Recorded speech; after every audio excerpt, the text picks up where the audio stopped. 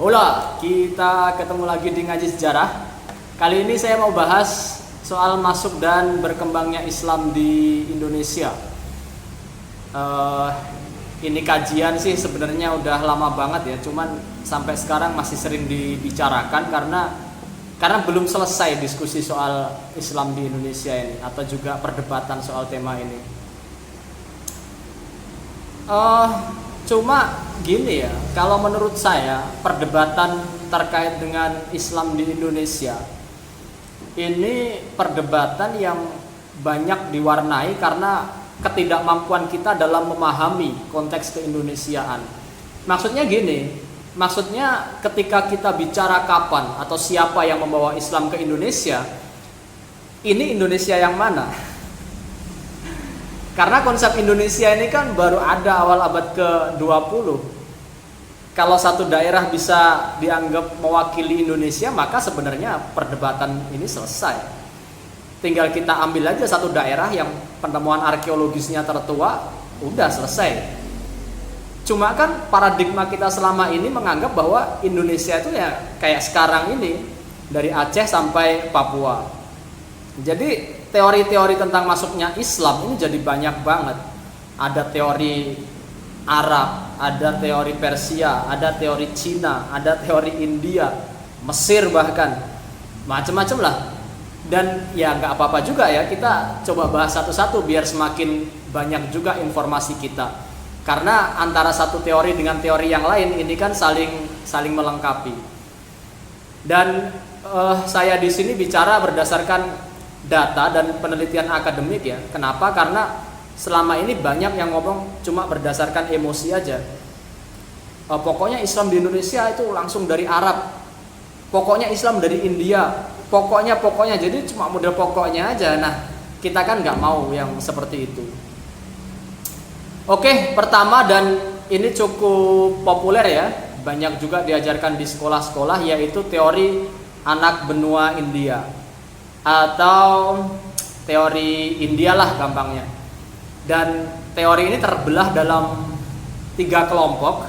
1 teori Gujarat, 2 teori Bengal, dan 3 itu teori Coromandel. Tentang teori Gujarat, tokoh yang pertama kali melemparkan pendapat ini adalah Visnapel dari Universitas Leiden. Menurutnya Islam di Nusantara ini berasal dari Gujarat dan Malabar.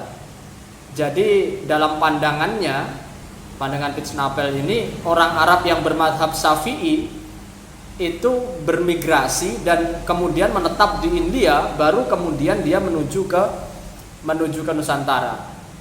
Pendapat ini kemudian dikembangkan oleh Snopper Gronye, tokoh yang masih misterius ya sampai sekarang dalam khazanah sejarah Islam di Indonesia.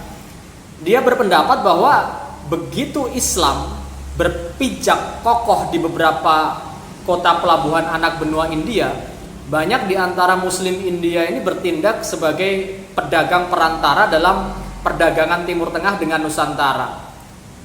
Mereka datang ke Nusantara ini sebagai para penyebar Islam yang pertama. Itu yang dijelaskan oleh Gronye. Baru kemudian disusul oleh orang-orang Arab yang melanjutkan penyebaran Islam di Nusantara. Orang Arab menyebarkan Islam di Nusantara, yes, tapi itu diawali oleh para pedagang-pedagang India. Ini atau ulama-ulama yang berasal dari India, itu pendapat dari Visnapel dan juga Snopper Gronye. Ya, meskipun ini membuat kita bertanya-tanya juga ya, gimana ceritanya orang India dulu baru disusul kemudian orang Arab, apa nggak kebalik itu? Cuma ya tetap mesti kita hormati sebagai sebuah pendapat akademik ya. Kemudian ada seorang tokoh yaitu Mokwet, akademisi dari Belanda juga, berpendapat bahwa tempat asal Islam di Indonesia itu adalah Gujarat. Alasannya adalah peninggalan artefak berupa batu nisan yang ada di Pasai, kawasan utara Sumatera ya, bertanggal 17 Zulhijjah tahun 831 Hijriah atau 27 Desember 1428 Masehi. Batu nisan yang dia amati itu ada kemiripan dengan batu nisan lain yang ditemukan di makam Maulana Malik Ibrahim yang wafat tahun 822 Hijriah atau tahun 1419 Masehi. Itu di daerah Gresik di Jawa Timur. Nah, kedua jenis batu nisan ini ternyata memiliki bentuk yang mirip dengan batu nisan yang ada di Kambai, Gujarat di India.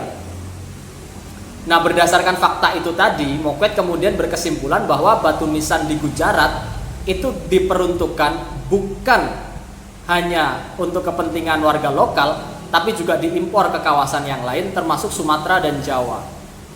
Nah, selanjutnya dengan mengimpor batu nisan dari Gujarat ini, orang-orang Nusantara juga mengambil Islam dari sana.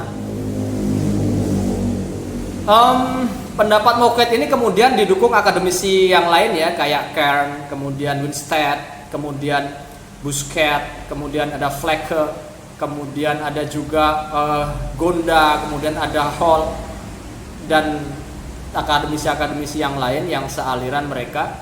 Mereka ini sependapat dengan Moquett karena dalam hal Gujarat sebagai tempat datangnya Islam di Nusantara itu memang memiliki dasar yang kuat menurut mereka.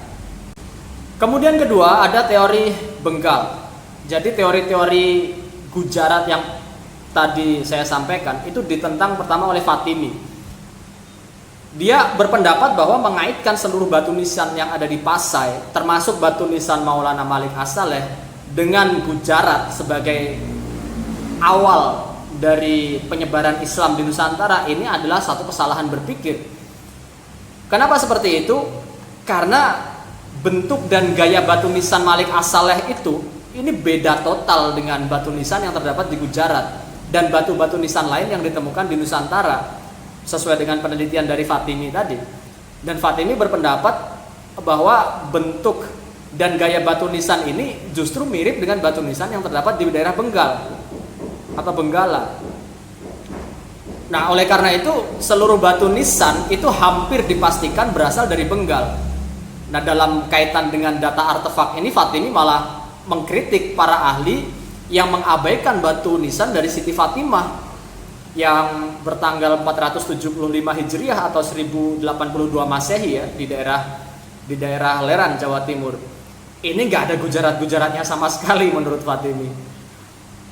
Kemudian teori Bengal ini juga dipersoalkan ya akhirnya karena adanya perbedaan mazhab antara Muslim Nusantara dengan Muslim yang ada di daerah Bengal. Muslim Nusantara ini kan mayoritas bermadhab Syafi'i, sementara di daerah Bengal itu kan mayoritas bermadhab Hanafi.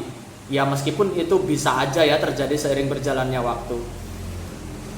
Kemudian ada teori ketiga yaitu teori Coromandel dan Malabar, yang mana teori ini pertama kali dikemukakan oleh Thomas Arnold. Pendapat ini itu disandarkan pada persamaan madhab antara Islam di Nusantara dengan Islam di daerah Coromandel dan Malabar, yaitu madhab Syafi'i. Nah, menurut Arnold ini para pedagang dari Coromandel dan Malabar punya peran penting dalam perdagangan antara India dan Nusantara. Sejumlah besar pedagang ini mendatangi pelabuhan-pelabuhan yang ada di Melayu, ya termasuk Malaka, termasuk Banten, ya termasuk di daerah Gresik. Nah, yang mana mereka ini ternyata nggak hanya terlibat dalam perdagangan, tapi juga dalam penyebaran Islam. Nah, pendapat ini juga didukung oleh Marison, yang mana dia berpendapat bahwa meskipun batu-batu nisan yang ditemukan di tempat-tempat tertentu di Nusantara boleh jadi berasal dari Gujarat atau daerah Bengal ataupun daerah yang lain, itu bukan berarti kemudian Islam juga datang dari tempat itu, gitu ya. Jadi bisa aja kita mengimpor batu nisan dari sana, cuma kan nggak sekonyong-konyong kemudian Islam itu berasal dari sana. Itu pendapat Marison. Dan Marison ini mematahkan teori Gujarat dengan menunjuk pada kenyataan bahwa pada masa Islamisasi Samudra Pasai, raja pertamanya wafat tahun 698 Hijriah ya atau 1297 Masehi. Gujarat ini masih kerajaan Hindu. Jadi antara Samudra Pasai dengan Gujarat ini duluan Pasai Islamnya. Itu hasil penelitian dari Marison. Nah, baru setahun kemudian itu di Cambay atau Gujarat ditaklukkan oleh kekuasaan Muslim. Jika Gujarat ini adalah pusat Islam, yang dari tempat itu para penyebar Islam ini datang ke Nusantara, maka pasti Islam itu telah mapan dan berkembang di Gujarat terlebih dahulu sebelum kematian dari Malik As-Saleh atau sebelum tahun 1297 Masehi. Iya kan, logikanya kan gitu. Nah, kemudian Marison melanjutkan bahwa meskipun laskar Muslim itu menyerang Gujarat beberapa kali, itu ada beberapa kali antara tahun 1024 sampai 1190-an ya, beberapa kali menyerang Gujarat, cuma Raja Hindu di sana itu mampu mempertahankan kekuasaan sampai tahun 1297.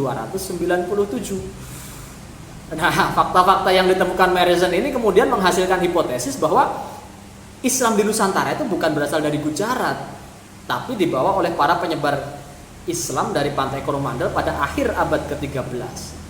Nah, sekarang saya coba masuk ke teori yang keempat, yaitu teori Arab.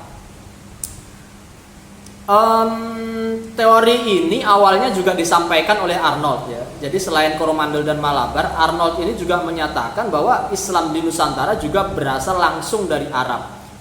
Karena dalam pandangan dia, para pedagang Arab juga menyebarkan Islam ketika mereka dominan dalam perdagangan Barat dan Timur sejak awal Hijriah atau abad ke-7 dan 8 Masehi.